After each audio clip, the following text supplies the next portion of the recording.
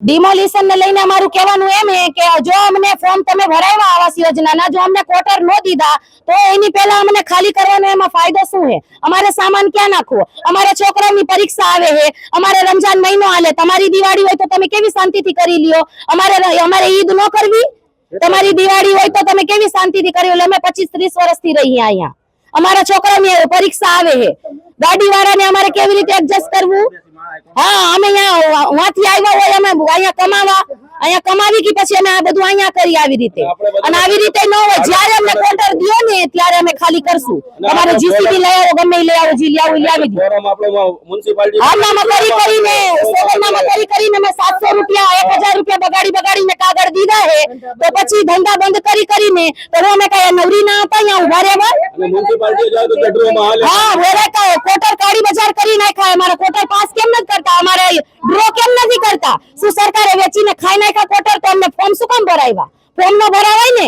અમને ઈદ કરી લેવા દો. અમને કલેક્ટર ની માંગ અમારે ઈ છે, અમને ઈદ કરી લેવા દો, પછી ડિમોલિશન કરજો અને અમને ક્વાર્ટર આપી દો. અત્યારે આ લોકો ડિમોલિશન 3 દિવસમાં ડિમોલિશન કરવાનું હોય સાહેબ. 3 દિવસની અંદર એ કે તમે ટ્રેક્ટર આપી, મજૂર આપી, બરોબર, એ બધું આપે છે, પણ સામે મકાન આપે છે.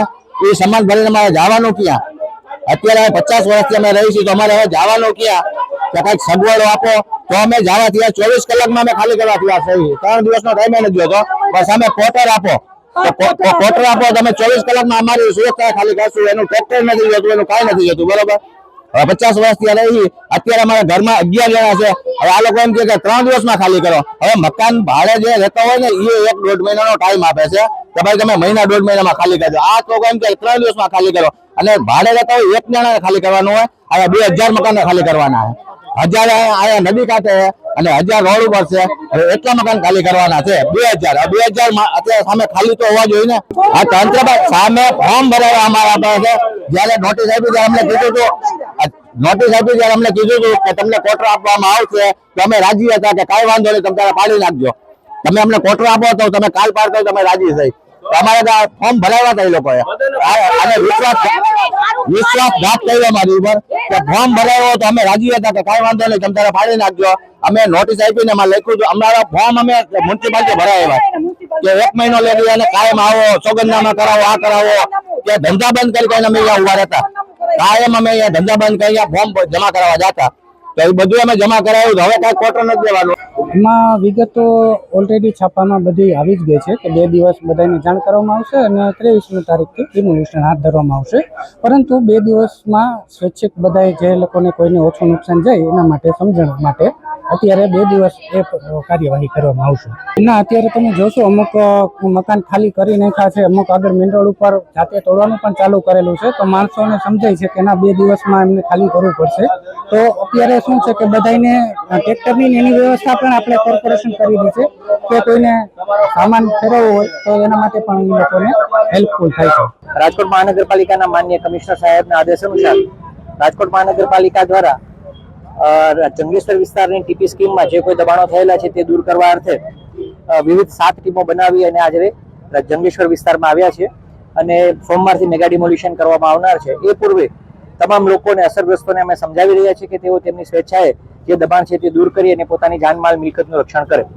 અને તેના સકારાત્મક ભાગરૂપે ઘણા બધા લોકો આપ જોઈ શકો છો કે અત્યારે પોતાની સ્વેચ્છાએ દબાણ દૂર કરી રહ્યા છે, મકાન ખાલી કરી અને રાજકોટ મહાનગરપાલિકાની ટીમને પૂરતો સહકાર આપી રહ્યા છે.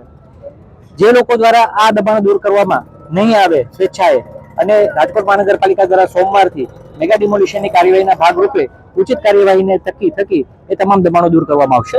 રાજકોટ મહાનગરપાલિકા દ્વારા 7 બ્લોકની અંદર કામગીરી વહેંચવામાં આવી છે. 7 બ્લોકની અંદર ક્લાસ 1 કક્ષાના અધિકારીઓની લીડરશીપ હેઠળ વિવિધ ટીમો બનાવવામાં આવી છે અને તેઓ તેમની કામગીરી કરી રહ્યા છે.